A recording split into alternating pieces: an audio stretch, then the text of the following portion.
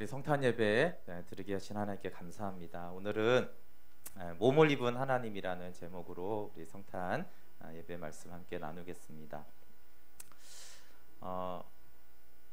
성탄절의 성경적 이해와 영적 의미에 대해서 일반적인 이야기에 대한 오해들이 굉장히 많습니다. 작년에 네티비트라는 영화를 이제 저희가 같이 봤는데 사실 거기도 보면은 실제적이지 않은 내용이 좀 있어요. 극적으로 일부러 좀 만들려고 그렇게 나사렛에서 베들레헴까지 갈 때 길은 멀지만 그렇게 위험하진 않습니다. 차라리 강도 같은 게 위험하지 이제 오는 길들은 실제로 가보면 걸을 수 있는 길들이고요. 그래서 제가 오늘은 제가 몇 년 전에 한번 얘기를 했는데 이 책을 좀 기준으로 좀 설명을 하려고 합니다. 몸을 입은 하나님인데요. 진 에드워즈가 썼습니다. 제가 보기에는 예수님의 탄생에 대한 성경적 이해와 묘사, 또 영적 의미를 가장 잘 설명한 것 같아요. 그래서 물론 이제 진 에드워즈가 원래는 이제 문학을 전공했기 때문에 성경의 얘기에 문학적인 상상이나 성경적인 근거에 의한 이야기를 잘 구성을 했습니다. 네, 우리 시작은 이제 마리아와 요셉의 러브 스토리로 예수님의 탄생이 이야기가 시작이 됩니다. 20세가 안 된 처녀 마리아는 아주 아름답고 순수하고 밝았습니다. 그리고 사랑에 빠져 있었죠. 며칠 전 사랑하는 청년과 약혼을 했기 때문입니다. 마리아는 부모님이 고향 유대를 떠나 갈릴리 나사렛에 정착했을 것입니다. 그리고 요셉은 원래 이제 베들레헴이 고향인데 나사렛으로 이사를 와서 목공소를 열었습니다. 유대와 베들레헴에서 나사렛으로 이동한 것을 보면 형편이 어려웠던 것으로 보입니다. 왜냐하면 베들레헴과 유대가 조금 더 오늘날로 말하면 수도권이고 나사렛은 이제 좀 지방으로 내려가는 그런 것들이니까 두 부모가 다 좀 뭔가 어려운 형편이 있어서 나사렛이라는 동네로 이사를 했습니다. 둘 다 나사렛이 원래 고향은 아닙니다. 이 둘은 아마 동네 잔치에서 만나서 사랑에 빠지지 않았을까 합니다. 왜냐하면 서로가 신실한 믿음이 있었잖아요. 서로 안에 있는 하나님을 사랑하는 마음, 비록 어렵지만 그럼에도 불구하고 그 내면 안에 밝은 그런 성품들 때문에 아마 두 사람이 관심을 가지고 사랑에 빠졌을 것입니다. 부모님은 결혼을 허락했지만 결혼 날짜는 1년 뒤로 잡았습니다. 요셉이 목공소를 시작한 지 얼마 안 돼서 돈이 없었던 것으로 생각이 되어집니다.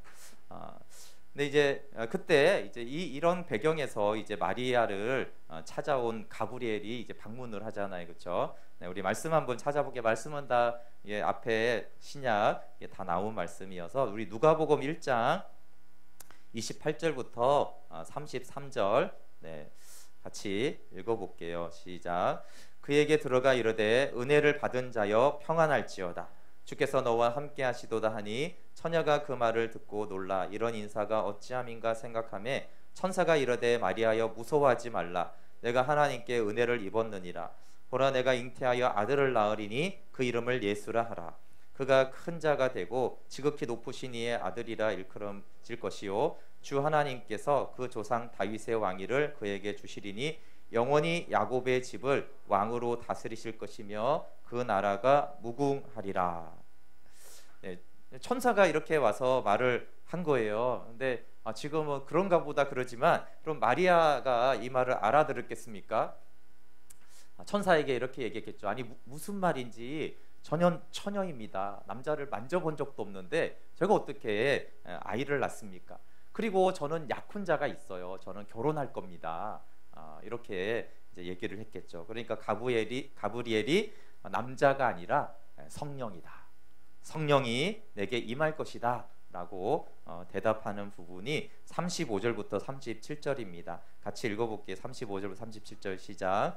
천사가 대답하여 이르되 성령이 내게 임하시고 지극히 높으신 이의 능력이 너를 덮으시리니 이러므로 나실 바 거룩한 이는 하나님의 아들이라 일컬어지리라. 보라 내 친족 엘리사벳도 늙어서 아들을 배었느니라. 본래 임신하지 못한다고 알려지니까 이미 6달이 되었나니 대저 하나님의 모든 말씀은 능하지 못하심이 없느니라. 네, 그래서 천사가 사람이 남자가 아니라 성령이 내게 임하시고 그러면 너를 덮으시리니 너에게서 아들이 나올 텐데 그것이 하나님의 아들이라 일컬어지며 그것이 이제 어떻게 되는가에 대해서 37절에 대저 하나님의 모든 말씀은 능하지 못하심이 없다라고 선포하자 처녀의 잉태에 대해서 천사 앞에서 마리아가 담대하게 이 말씀에 고백하는 것이 38절이죠. 37절에 대한 응답이죠. 그 전 내용에 대해서 하나님의 말씀은 능하지 못하심이 없다라고 하니까 38절 같이 읽어볼게요. 시작. 마리아가 이르되 주의 여종이오니 말씀대로 내게 이루어지이다 하며 천사가 떠나가니라. 네, 우리가 그냥 평상시에 하나님의 말씀대로 이루어집니다 하는 그 믿음의 차원이 아니죠. 정말 불가능한, 있을 수 없는, 한 번도 전례도 없는, 그리고 본인에게 이런 일이 일어날 것을 한 번도 상상할 수 없었던, 그러나 주의 말씀은 능하지 못하심이 없다라고 했어요. 맞습니다. 주의 말씀은 능하지 못하심이 없습니다. 그러니 주의 여종이오니 말씀대로 내게 이루십시오. 이렇게 순종의 고백을 하자 천사가 떠났습니다. 네, 그리고 이제 2막이 시작이 됩니다. 네, 성육신을 준비하시는 예수님. 이미 예수님은 에덴에서부터 성육신을 생각하시고 준비하셨습니다. 에덴은 하늘과 땅이 만나고 사람과 천사가 함께 어울려 있던 곳이 에덴이었습니다. 그런데 이제 그 에덴이 폐쇄가 되었죠. 폐쇄가 되고 난 다음에 예수님은 다시 내 안에서 하늘과 땅이 하나가 될 것이고 하늘과 땅이 만날 것이다 라고 이미 그 에덴의 닫힌 문을 보시면서 예수님이 말씀하셨죠. 그리고 내 안에서 하나님의 생명과 사람의 생명이 만나 하나가 될 것이다. 이것은 에덴을 넘어서는 더 놀라운 말을 예수님이 이미 그 땅에서 하신 것이죠. 그리고 이제 역사가 많이 지나고 이제 이 땅을 하나님이 신 예수님이 내려다 보고 있을 때 수많은 것들을 보지만 그 중에 예로 한 명의 상인과 랍비가 하나님에 대해서 막 토론하고 있는 그런 모습을 예수님이 지켜 보십니다. 랍비가 이렇게 말하죠. 성경에 있으니까 하나님을 믿으란 말이요. 성경에 하나님이 살아계시다라고, 성경에 하나님이 구원자라고, 성경에 메시아가 온다라고 말했으니까 예수님이 아니지 하나님을 믿으란 말이요. 이렇게 했을 때 이 상인이 퉁명스럽게 이렇게 말하는 것이죠. 하지만 나는 그 막연한 하나님을 믿을 수가 없어. 하나님이 우리 처지를 정말 알겠어? 정말 하나님이 살아계시다면 이 땅에 와서 한번 가난과 고통과 굶주림을 겪어보라고 한번 하시오. 참담한 가난 속에서 하루하루를 연명해 나가는 것이 어떤 것인지 한번 좀 겪어보라고 하란 말이에요. 친구, 자식, 부모가 죽어가는 걸 지켜보는 아픔이 무엇인지 느껴보라고 하시오. 미움받고 조롱당하고 사기당하고 강도를 당해보라고 한번 말해보란 말이요. 이 세상에서 사실 정의라고 하는 것이 얼마나 불공평하고 그런지 한번 직접 겪어봐야지 하나님이 그런 것을 알기라도 하겠소. 그리고 우리는 다 죽어요. 외롭고 고통스럽게. 아니 하나님이 그런 걸 알기나 하겠소. 그럴 때 예수님이 그 장면을 바라보시고 그 상인에게 이렇게 홀로 말하는 것이죠. 반항자야, 너의 상처와 분노가 가득하지만 지혜롭구나. 너는 나를 만날 것이다. 그리고 한 높은 언덕에서 그리고 우리는 함께 죽을 것이다. 여러분, 이 상인은 반항자지만 굉장히 지혜로운 사람이에요. 예수님은 그 상인의 그 반항에 대답하러 이 땅에 오신 것이죠. 네, 그리고 예수님이 하나님과 인간이 하나가 되셨습니다. 예수님은 하나님의 생명과 빛이 마리아의 태 속에 들어오신 것이죠. 드디어 처녀가 임신을 했습니다. 여러분, 근데 많은 사람들이 아니 어떻게 처녀가 임신을 하고 아이를 낳느냐? 이게 너무 불가능한 일이다. 그걸 믿을 수가 있느냐? 많은 사람들이 이런 부분에 대해서 얘기를 합니다. 물론 여기는 이제 믿으니까 여기 있지만 근데 여러분, 처녀가 임신을 해서 아이를 낳는 것이 정말 놀라운 기적인가요? 아니면 하나님이 인간과 하나가 되는 것이 정말 기적인가요? 네. 하나님이 인간과 하나가 되는 것이 불가능한 일인 거예요. 아니, 처녀는 얼마든지 애를 낳을 수 있어요. 남자는 못 낳을까요? 하나님이 낳게 하면 남자도 낳을 수 있어요, 아기를. 그 왜 불가능합니까? 그 생명체들을 보세요. 무성생식도 하고 이렇게 생명의 번식은 이렇게 종종 뭐라고 하죠? 단성생식이라고 하나요? 이렇게 양성이 있지 않아도 그 종족 번식은 생명체에서 이미 되고 있어요. 그런 것들은 사실은 신기한 게 아니에요. 제 말은 하나님이 사람과 하나가 되는 이 놀라운 일은 이 우주가 창조되고 만물이 없다가 존재하는 것보다 더 놀라운 기적이 하나님이 사람과 하나가 되는 거예요. 어떻게 하나님이 창조주가 피조물과 거룩한 자와 죄인이 어떻게 하나가 되는가 하는 것이. 그래서 이 사건은 정말 성육신은 엄청나게 놀랍고 사실 믿을 수 없는 사건인데, 그것은 처녀가 잉태해서 아들을 낳아서 믿을 수가 없는 것이 아니라 어떻게 창조주 하나님이 인간의 몸으로 있고 인간과 사람과 하나가 될 수 있는가, 이 불가능한 사건이 바로 이루어진 것이, 성취된 것이 성육신의 사건이에요. 하나님은 영원하신데 어떻게 유한한 자와 하나가 되시는가 하는 것입니다. 그것도 잠시 하나가 된 것이 아니라 영원히 하나가 되셨어요. 하나님이 사람과, 여러분, 예수 그리스도는 영원히 사람과 하나가 되신 것이에요. 그래서 지금도 몸을 가지고 계시죠. 영원히 사람이시며 하나님이시므로 그분은 영원히 사람과 하나가 되었습니다. 그런데 여기서 기적이 끝나는 것이 아니에요.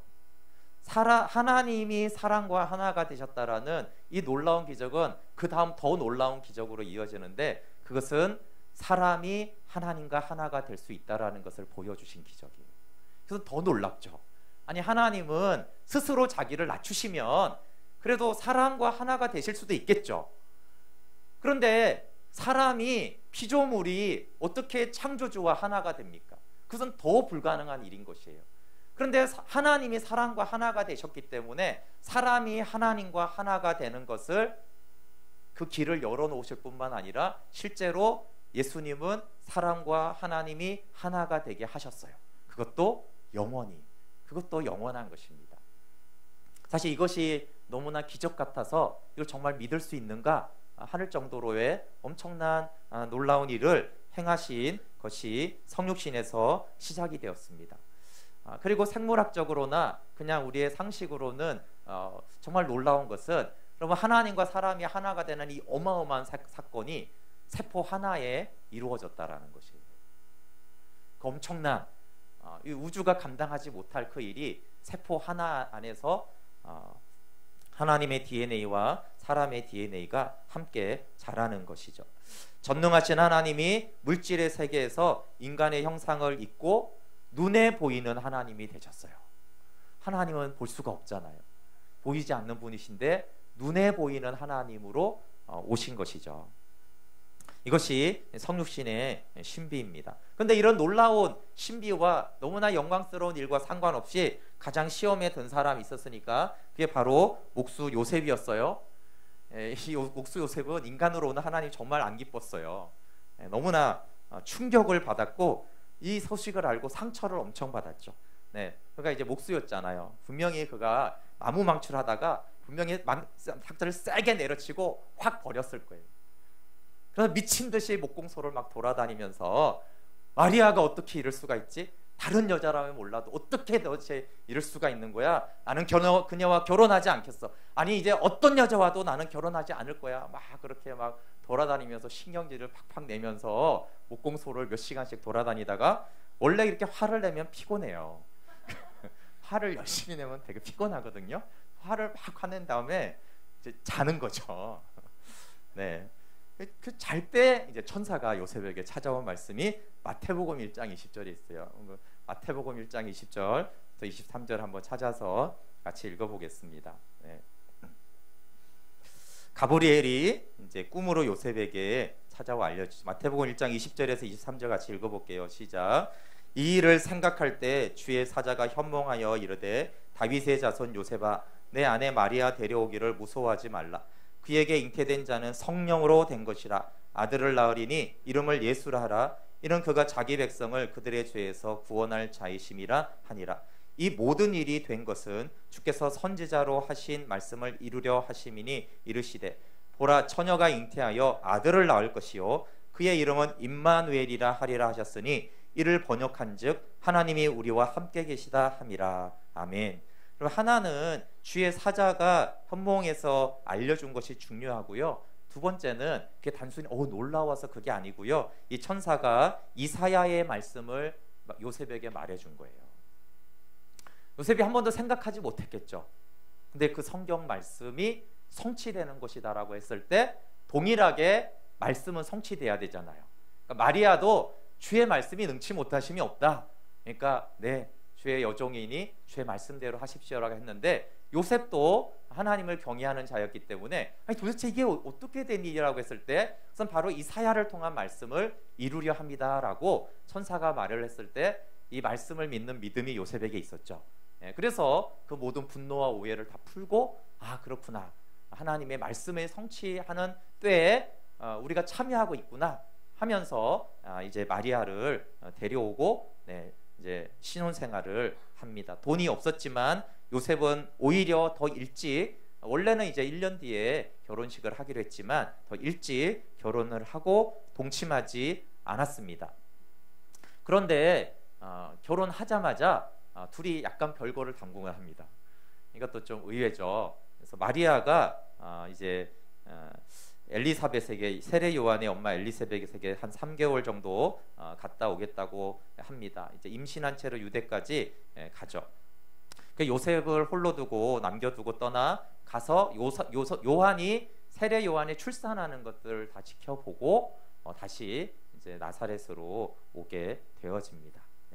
제 3막은 출산입니다. 크리스마스죠. 이제 임신 9개월째가 다 됐는데 가이스 아구스도가 호적을 등록하라는 명령을 내립니다.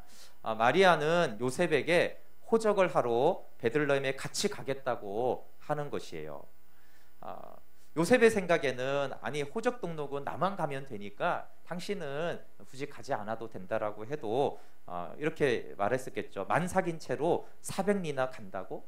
가는 길에 여관도 없어서 길거리에서 자야 한다고? 이렇게 했을 때 마리아가 내 몸에서 자라는 이 아기는 다윗의 왕이 가질 것이에요. 그래서 다윗의 고향이 베들레헴에서 태어나야 해요. 그렇게 오죠. 이제 오는 길도 물론 여관이 없지만 베들레헴에도 여관이 없었습니다. 꽉 차서 좋은 길목마다 사람들이 이미 다 자리를 차지하고 있었어요. 그래서 요셉과 마리아는 거리 모퉁이에 잠시 담요를 폈죠. 그리고 오후에 진통이 시작이 되었습니다. 요셉은 고향이 베들레헴이에요. 그래서 이제 돈은 많지 않지만 이제 친구를 막 찾아갔겠죠. 그래서 친구에게 지금 이러이러한데 지금 출산할 곳이 필요하다고 했을 때 아마 그 친구가 마국간직이었던 것 같아요. 이제 목자였겠죠. 그래서 숙소가 없음을 마국간지기가 동물들을 다 내보내고 건초로 이렇게 대충 단장을 해서 그리고 산파를 불러줘서 출산을 하게 되어집니다. 세상을 만드신 분이 세상 속으로 들어온 사건이죠. 진홍빛 선열 속에서 양수막을 뚫고 세상에 나오셨습니다. 나팔 소리도 재금 소리도 왕의 그런 위엄식도 아닌 마국간으로 태어나셨습니다. 호화로운 강보 대신에 평범한 천으로 둘둘 마른 의복이 그분의 의복이었습니다. 그리고 바빠진 천사들이 나옵니다. 천사들의 입장에서는 이 사건이 너무나 충격적인 사건입니다. 물론 우리에게도 충격적인 사건이지만 천사들이 성자 하나님을 알 거 아니에요, 그렇죠? 그 성자 하나님의 위엄과 그 영광을 알 거란 말이에요. 아니 근데 그 성자 하나님이 영광스러우신 그 하나님이 이렇게 아기 예수로 아기로 탄생을 했단 말이에요. 이걸 천사가 어떻게 이해할 수가 있겠는가? 이게 어떻게 감당할 수가 있는 사건이겠어요? 그래서 누가복음 2장에 보면 창조 역사상 가장 많은 천사들이 베들레헴 들판에 왔을 것이라고 생각이 돼요. 물론 성경에도 수많은 천군이라는 있어요. 수많은 천사 천군이 천사의 군대죠. 이 땅에 오신 것이 왜 그렇습니까, 여러분? 여러분, 창조주 성자 하나님이 이 땅에 오신 사건보다 하늘에 더 큰 사건이 없어요. 그러니까 이런 어마어마한 사건에 당연히 모든 군대가 동원이 돼야죠. 이 놀라운 사건에 대해서 이렇게 뭐라고 합니까? 이렇게 뭐 아주 높은 사람이 오면 이렇게 사람들이 도열을 하잖아요. 군대 같은 데서 그렇게 하듯이 지금 이 성자 하나님이 땅으로 오는 이게 인간의 눈으로 가장 초라하게 오지만 사실 이게 엄청난 행진의 사건이기 때문에 모든 천사들이 다 와가지고 이 영광의 소식을 전하는 것입니다. 한편으로 흥분되고 기적이고 한편으로 왜 우리 하나님이 저렇게 사람으로 가셨을까? 이런 마음들이 천사들에게 있었겠죠. 어쨌든 이 감격의 소식을 전하는 것이 누가복음 2장 8절부터 14절을 한번 찾아서 읽어볼게요. 누가복음 2장 8절부터 14절입니다. 목자들에게 이 감격의 소식을 전하는 천사들의 모습이 나옵니다. 한번 같이 읽어볼게요. 2장 8절부터 14절 시작. 그 지역의 목자들이 밤에 밖에서 자기 양떼를 지키더니 주의 사자가 곁에 서고 주의 영광이 그들을 두루 비침에 크게 무서워하는지라. 천사가 이르되 무서워하지 말라. 보라, 내가 온 백성에게 미칠 큰 기쁨의 좋은 소식을 너희에게 전하노라. 오늘 다윗의 동네에 너희를 위하여 구주가 나셨으니 곧 그리스도 주시니라. 너희가 가서 강부에 쌓여 구유에 뉘어 있는 아기를 보리니 이것이 너희에게 표적이니라 하더니 호련히 수많은 천군이 그 천사들과 함께 하나님을 찬송하여 이르되 지극히 높은 곳에서는 하나님께 영광이요 땅에서는 하나님이 기뻐하신 사람들 중에 평화로다 하니라. 여기 수많은 천군 천사들, 아마 수억의 천사들이 이렇게 찬양을 하는 거예요. 합창을 하는 것이죠. 지극히 높으신 곳에서는 하나님께 영광이요 땅에서는 하나님이 기뻐하시는 사람들 중에 평화로다. 인류 역사상 이렇게 많은 천사들이 땅에 온 것은 처음입니다. 목자가 마국간에 찾아와 이 천사들의 소식을 전해요. 이것이 마리아에게는 큰 격려가 되었겠죠. 마국간에서 그래도 첫 아들을 낳은 그 마음이 감사하기도 하지만 또 좀 아팠을 거 아니에요, 그렇죠? 이런 곳에서 아이를 낳다니 또 이게 미안할 수도 있고 그랬지만 이 천사가 전해준 말로 큰 위로를 받습니다. 마국간에서 태어나시고 말구유에 누이신 예수님의 소박과 겸손과 초라함을 볼 수가 있습니다. 하나님께는 영광이고 땅에서는 평안입니다. 그리고 하늘에서는 엄청난 찬양이 있었죠. 그래서 이 예수님을 믿는 사건이 사실은 외적으로는 아주 평범하고 초라하고요, 영적과 하늘에서는 엄청난 영광과 위엄의 사건인 것이 이 성육신의 사건입니다. 이것은 예수님을 믿는 믿음의 어떤 것들을 드러내기도 합니다. 오막은 이제 태어나신 이유죠. 첫 단추는 정결 예식입니다. 여러분, 난지 8일 만에 예수님이 할례를 행하고 그 이름을 예수라고 했어요. 예수는 자기 백성을 그들의 죄에서 구원할 자입니다. 그리고 태어난 지 이제 40일이 될 때 정결 예식을 치르기 위해서 베들레헴을 떠나 예루살렘으로 향합니다. 그래서 예루살렘 성전에 도착한 후에 마리아는 아마 잠시 휴식을 취하고 요셉은 제단에 바칠 산비둘기나 집비둘기를 사러 나갔을 것입니다. 둘이 같이 있었는지 혼자 있었는지는 모르지만 그때 이 시몬이라는 한 노인이 마리아에게 다가옵니다. 노인은 자기를 소개를 이렇게 합니다. 나는 그리스도를 보기 전에는 죽지 않는다는 말씀을 받았습니다. 소개치고는 좀 혹시 사이비가 아닌가 이렇게 오해를 받을 수 있는 소개를 사실 시몬이 합니다. 누가 와서 그러면 그러지 않겠어요? 근데 이 노인이 그리스도라고 하는 것이에요. 근데 마리아는 처음 보는 노인이었지만 정말 그러나 뭔가 성령이 함께하는 노인으로 인해서 굉장히 놀라고 많은 격려를 받습니다. 그것이 누가복음 2장 25절부터 예, 35절이에요. 좀 길지만 한번 같이 읽어볼게요. 누가복음 2장 25절부터 35절입니다. 시작. 예루살렘에 시므온이라 하는 사람이 있으니 이 사람은 의롭고 경건하여 이스라엘의 위로를 기다리는 자라. 성령이 그 위에 계시더라.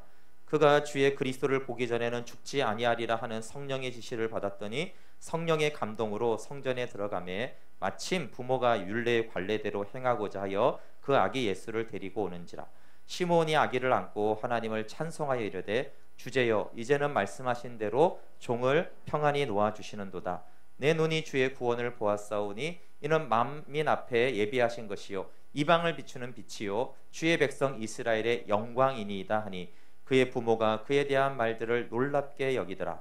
시므온이 그들에게 축복하고 그의 어머니 마리아에게 말하여 이르되 보라 이는 이스라엘 중 많은 사람을 패하거나 흥하게 하며 비방을 받는 표적이 되기 위하여 세움을 받았고 또 칼이 내 마음을 찌르듯 하리니 이는 여러 사람의 마음의 생각을 드러내려 함이니라 하더라. 아멘. 네, 이런 시므온의 어떤 이런 찬양과 축복 예언에 대해서 아마 굉장히 놀라고 어리둥절했을 거예요. 한편 감사하고 이게 무슨 일이지? 라고 했을 때 또 한 노인이 다가오는데 바로 84세나 된 안나라는 선지자, 여자 선지자였습니다. 이 여자 선지자는 인사도 없이요 갑자기 찾아오더니 그 아기로군요. 내가 그토록 오래 기다렸던 아기, 이 아기는 메시아예요. 이렇게 마리아에게 찾아오는 것이요. 그리고 뜬금없이 마리아에게 이렇게 말을 하는 것이에요. 당신은 처녀지요. 근데 마리아가 울음을 터뜨립니다. 네, 저는 처녀예요. 하지만 세상에 그걸 사실로 믿어줄 사람은 하나도 없을 것이라고 생각했어요. 당신은 그것을 어떻게 아시나요? 라고 했을 때 이 노파는 자상하게 웃으며 이렇게 말합니다. 이사야가 그렇게 말했으니까요. 그리고 노인은 마리아를 꼭 안아줍니다. 그리고 이렇게 말하죠. 나는 오랜 세월 성전에서 기도하고 금식했어요. 참으로 오랜 세월을. 이제는 더 이상 성전에 오지 않아도 된다는 사실을 사람들에게 말해야겠어요. 그리고 이제 하나님 품으로 돌아갈 때가 된 것 같아요. 잠자리에 들어야겠어요. 이 두 노인 시므온과 안나의 말을 듣고 마리아와 요셉은 주님이 하신 일들을 마음에 담고 베들레헴으로 돌아옵니다. 그리고 동방박사의 방문이 있습니다. 동방박사들이 찾아온 것은 사실 참 놀라운 일이죠. 그들은 바벨론에서 별을 관찰하던 점성가일 텐데 너무나 가까운 곳에 밝게 나타난 별로 인하여서 소동이 일어난 것이죠. 그래서 원래 이제 별을 연구하던 사람들이니까 도대체 이게 무슨 일인가 하고 아마 고대 문서들을 다 뒤지기 시작했을 거예요. 도대체 이 별의 정체가 무엇인지. 그리고 다리오와 고레스 시대, 다니엘의 시대까지 거슬러 올라가면서 연구를 했을 것입니다.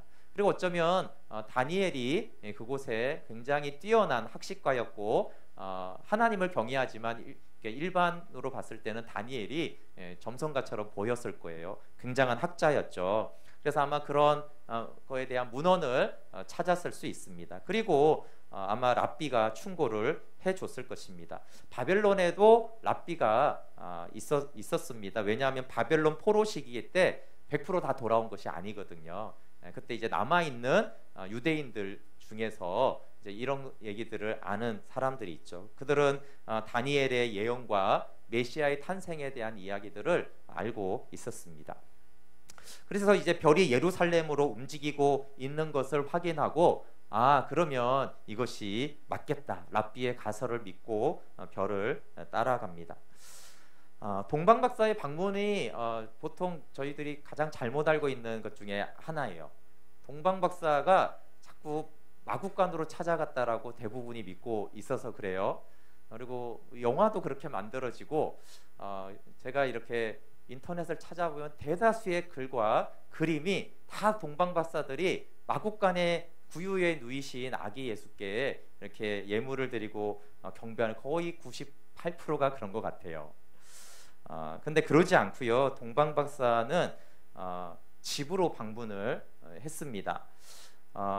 그리고 이제 마리아는 굉장히 이방인의 방문을 당황했을 거예요. 보통 영화는 동방 박사들이 오면은 이렇게 마리아 요셉이 또 가만히 있고 그들이 와가지고 갑자기 이렇게 절을 하잖아요.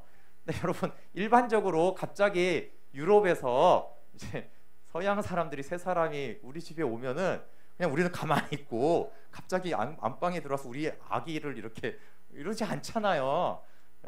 사실 상식적이지 않아요. 그리고 우리나라 사람은 유럽 사람들을 그냥 집으로 들일 수 있죠. 근데 여러분 유대인들은 이방인들을 집에 들이지 않아요. 그게 원래 이제 율법이에요. 같이 음식을 먹거나 그렇게 교제하지 않습니다. 지금도 엄격한 정통파들의 집에 우리가 가는 게 어려워요. 지금은 이제 그걸 완전히 없지는 않지만 그게 어렵습니다. 그래서 이방인들이 원래 부정하기 때문에 그래 이방인들이 그래서 방문으로 굉장히 당황스러워하죠. 유대인의 관례로는 이방인이 집에 들어오지 않거든요.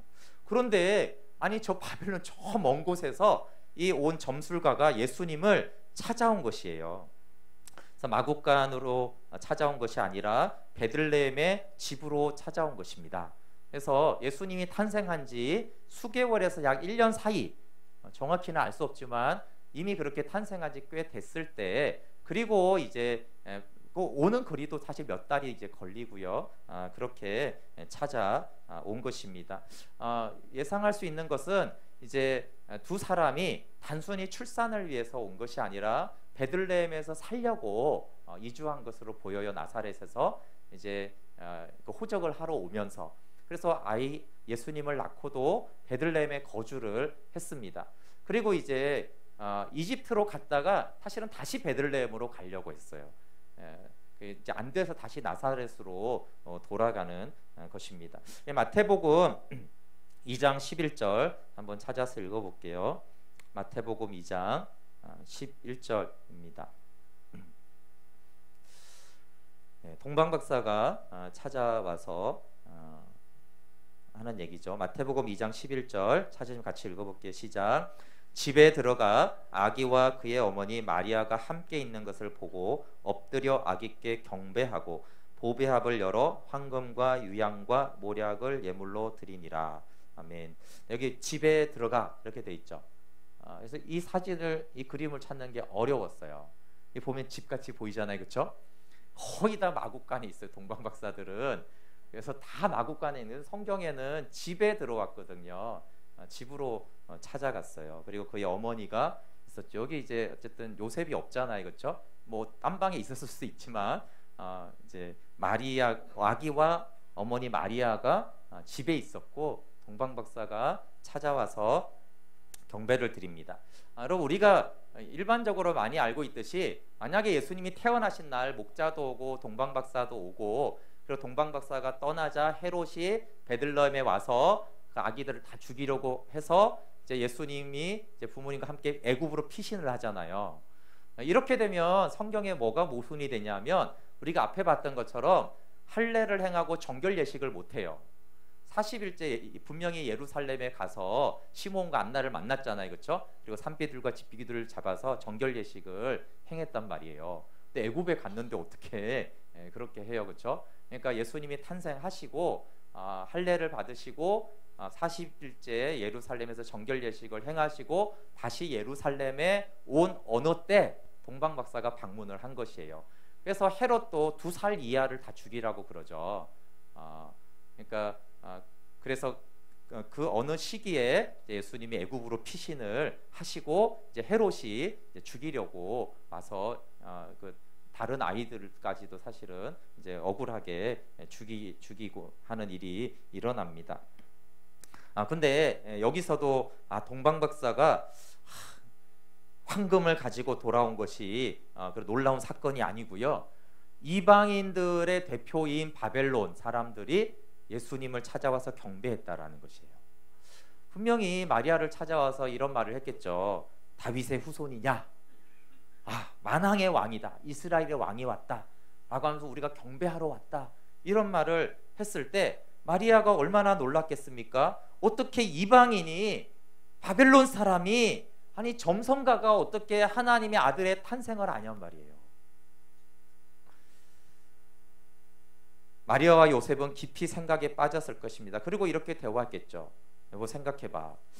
아니 목자들이 평범한 목자들이 그날 방문하고 경배를 했지. 그리고 성전에 갔더니 아니 시므온과 안나라는 이 두 분이 이 아기에 대해서 이렇게 하나님의 메시아라고 말을 했어. 아니 근데 이방인인 바벨론에서 점성가들이 동방박사들이 와서 경배를 하는 거야. 도대체 이 아이는 어떤 아기란 말인가? 그러면 그의 백성만이 아니라 이방인도 구원할 자란 말인가? 동방박사의 가장 놀라운 사건은요, 이방인까지 구원하실 구주로 오셨다라는 거예요. 그래서 동방박사가 왜 왔는지 사실은 추측성이고 정확히 그들이 어떤 이유로 그렇게 먼 길을 와서 경배했는지는 모르는데, 하나님이 주권적으로 그들에게 그렇게 오게 하는 것들을 발견하고 별을 보게 하고 오게 하셔서 경배하는 가장 중요한 영적인 의미는요, 그분은 목자들이나 베들레헴에 있는 목자들이나 성전의 하나님만이 아니라 온 이방인을 구원하는 구원자로 왔다라는 것이에요. 이것이 이방인인 동방박사들이 와서 예수님께 경배하고, 그리고 이제 예물을 드리잖아요, 그렇죠? 이것이 이방인들이 와서 하나님께 경배하고 우리 예수님께 예물을 드릴 것이라는 것이에요. 너무 놀라운 신비의 사건이죠. 근데 마리아도 요셉도 생각해 이사야의 말씀을 믿어도 이방인의 구원까지 생각하지 못했어요. 그래서 이제 목자들의 방문과 성전의 방문보다 정말 놀라운 사건이, 어떻게 이방인인 동방박사들이 와서 이 아기 예수가 누군지를 알며 경배하고 예물을 드리는가? 예물을 드린다는 것은 뇌물이 아니라 엄청난 합당한 경배를 말하잖아요, 그렇죠? 마음이 없는데 어떻게 예물을 드리겠어요? 중요하지 않은데 예물을 드릴 수가 없잖아요. 그래서 이것이 마리아와 요셉에게 이분은 하나님의 아들로 오신 이 아기 예수는 이방인까지도 구원할 구원자가 자구나라는 것을 마음에 새기게 하고 우리로 하여금 그것을 알게 하는 놀라운 사건입니다. 그런데 이제 뜻밖의 고난이 시작이 되죠. 동방박사가 헤롯을 찾아간 의도하지 않은 일로 인해서 고난이 찾아옵니다.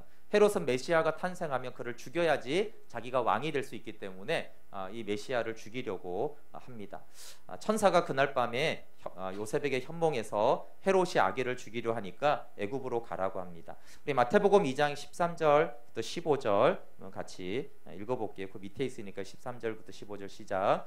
그들이 떠난 후에 주의 사자가 요셉에게 현몽하여 이르되 헤롯이 아기를 찾아 죽이려 하니 일어나 아기와 그의 어머니를 데리고 애굽으로 피하여 내가 내게 이르기까지 거기 있으라 하시니 요셉이 일어나서 밤에 아기와 그의 어머니를 데리고 애굽으로 떠나가 헤롯이 죽기까지 거기 있었으니 이는 주께서 선지자를 통하여 말씀하신 바 애굽으로부터 내 아들을 불렀다 함을 이루려 하심이라. 아멘. 여러분, 애굽으로 내려간 사건은 이게 뭐 단순히 핍박이 와서 내려간 사건 이상으로 큰 의미가 있습니다. 애굽이 어떤 땅입니까? 애굽은 벌레에게 경배하는 우상의 나라였어요. 언어도 문화도 다른 나라, 광야를 지나서 갑니다. 그리고 하나님은 미리 동방박사들에게 황금과 황유와 향유와 모략을 미리 주어서 애굽에서 거주할 수 있도록 배려를 하셨습니다. 근데 어린 아기, 여러분 예수님의 가장 오래된 기억은 아마 애굽에서의 기억일 것입니다. 태어나서 가장 먼저 깨달은 것은 내가 피난민이요 나그네구나. 그리고 그 땅에 우상 숭배하는 것들을 보고 그 땅의 흑암에 있는 그 애굽에서의 어린 시절을 예수님이 사십니다. 우리 아이들도 조금 똑똑하면 4살, 5살 이런 거 기억해요. 예수님은 좀 더 기억력이 좋았을 것으로 생각이 됩니다. 그래서 애굽에 사신 것이 예수님의 첫 사실은 기억하고 말하고 이런 때의 삶이었어요. 예수님이 나가서 이렇게 다니시고 활동하던 첫 무대는 애굽이었습니다. 근데 우리가 애굽을 잘 알잖아요, 그렇죠? 애굽, 세상을 상징하죠. 출애굽이니까요. 우상 숭배 땅에서 이방인과 나그네로 있었던 만왕의 왕이신 그분이 애굽에서의 삶을 삽니다. 그리고 이제 이스라엘로 귀국하려고 합니다. 우리 마태복음 2장 19절부터 21절 같이 읽어볼게요. 19절부터 21절 시작. 헤롯이 죽은 후에 주의 사자가 애굽에서 요셉에게 현몽하여 이르되 일어나 아기와 그의 어머니를 데리고 이스라엘 땅으로 가라. 아기의 목숨을 찾던 자들이 죽었느니라 하시니 요셉이 일어나 아기와 그의 어머니를 데리고 이스라엘 땅으로 들어가니라. 아멘. 헤롯이 죽었다는 소식을 듣고 사실은 다시 저 밑에 있는 베들레헴으로 가려고 했습니다. 베들레헴이라고 되어 있지는 않아요. 그렇지만 충분히 그렇게 추정이 돼요. 그렇게 하려다가 헤롯의 아들 아켈라오가 왕이 되었다는 소식에 두려워할 때 그러면 나사렛으로 가자 그래갖고 나사렛으로 갑니다. 왜 그러냐면 베들레헴은요 예루살렘하고 아주 가깝습니다. 지금도 가시면 그냥 좀 멀지만 걸어갈 수 있어요. 차로 한 30분 정도면 갈 수 있는 거리예요. 그래서 사실상 거의 이렇게 정보가 다 이렇게 공유가 되는 곳이에요. 그런데 예루살렘은 사마리아가 중간에 있잖아요, 그렇죠? 그리고 위에 나사렛이 있기 때문에 사실 아주 나사렛은 변방입니다. 근데 또 나사렛이라는 동네는 또 뭐 경상도 중에서도 부산 이런 데가 아니고요. 이렇게 이름 없는데 조그만 곳이에요. 이제 그러니까 이제 나사렛으로 가서 헤롯은 아들이니까 이제 모른다 해가지고 원래는 이제 베들레헴으로 가려다가 나사렛으로 옮겨갑니다. 거기서 이제 살게 되어지죠. 나사렛은 우리가 알지만 나사렛에서 무슨 선한 것이 나오겠느냐라고 했던 아주 촌동네예요. 근데 지역적으로 환경적으로만 촌동네가 아니고 수치스러운 동네였어요. 왜냐하면 이방인들이 많고 가난하고 천박한 사람들이 살았던 땅들이에요. 그러나 예수님은 나는 나사렛 사람이라고 불리기를 싫어하지 않았어요. 그래서 우리가 나사렛 예수 그리스도의 이름으로 이렇게 말하잖아요. 왜냐하면 예수님이 나사렛을 싫어하지 않았어요. 마구간에 말구에 누이신 그분은 그분이 하나님의 아들로 사역을 할 그때에도 자기가 나사렛 출신이라는 것에 대해서 그분은 부끄러워하지 않았어요. 그 당시 사람들은 나사렛 사람이라는 걸 좀 부끄러워했어요. 그리고 특히 이 예루살렘 중심에 있는 사람들은 사실 갈릴리 사람도 다 좀 무시했어요. 나사렛 사람 굉장히 무시했죠. 특별히 영적인 것, 하나님과 관계된 쪽에서는 좀 아류로 치부되었던 그런 곳이 나사렛이었는데 우리 주님은 그 나사렛에 오셔서 그곳에 빛으로 오셨습니다. 말씀을 마무리하려고 합니다.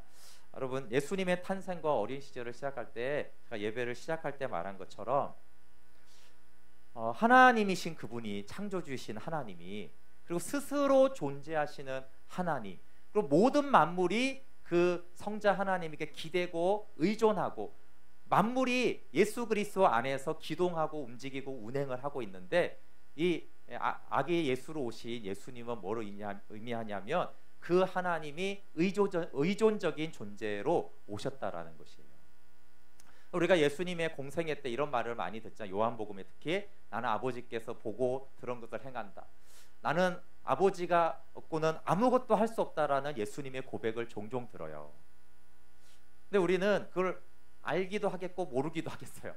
아니 어떻게 그렇게 아버지와 그렇게 의존적으로, 여기서 의존으로는 모자란 뜻이 아니에요. 완전히 하나님 아버지 안에서 의해서 예수님이 그렇게 이 땅을 살아가시나, 참 신비다라고 생각할 수 있는데, 근데 또 한 번의 그것이 뭐냐 하면 그림자죠.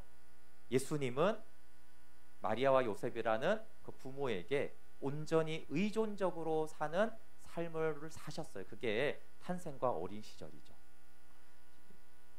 당연한가요? 하나님이 그렇게 하는 것은 매우 매우 신기하고 놀라운 일입니다. 약한 자가 강한 자를 의지하는 것은 그건 당연한 것이에요. 심지어 동물이 인간을 그 애완동물이 하잖아요, 그렇죠? 근데 어떻게, 여러분 보세요. 그 애완동물이 있으신 분들은 여러분이 그 애완동물 한번 의지하고 살아보세요. 기대고 그에 의해서 한번 내가 먹고 살고 지내는 걸 내가 어떻게 그 애완동물을 의지하며 그게 빌붙어서 내가 그게 불가능하잖아요. 걔가 나를 의지하고 나로 인해서 살아가는 것은 좀 가능한 얘기잖아요. 근데 어떻게 창조주가 한 남자와 여자를 의지하고 먹는 것부터 피신까지 이사 문제나 이런 모든 것을 의지하는 하나님이세요. 근데 사실 그것은 예수님이 아버지를 어떻게 관계하며 살았는지를 눈에 보이게 보여주는 것입니다. 보이지 않는 하나님이 보이는 하나님으로 오셨듯이 보이지 않는 성부와 성자의 그 사랑의 연합에 서로가 의존하는 그 어떤 삼위 하나님의 관계성을 사실은 보이는 하나님으로 오셔서 보이는 부모에게 그 보이는 하나님이 어떻게 의지해서 사는지를 보여준 것이에요. 이게 인간 사회하고 다른 의미가 있는 것입니다. 그것은 그렇구나, 우리가 하나님을 그렇게 의지하라고 보여주는 또 메시지이기도 합니다. 네, 그래서 전능하신 하나님을 아는 것과 함께 그 하나님이 이 땅에 마리아를 통해서 이 땅에 오신 그 예수님의 그 복음, 그 겸손, 그 사랑, 그 지혜, 그리고 무엇보다 우리를 하나님과 연합하게 하신 그 길로 찾아오신 하나님께 감사하며 함께 찬양하기 원합니다. 네, 함께 찬양할게요. 네, 참 반가운 성도여 다 이리 와서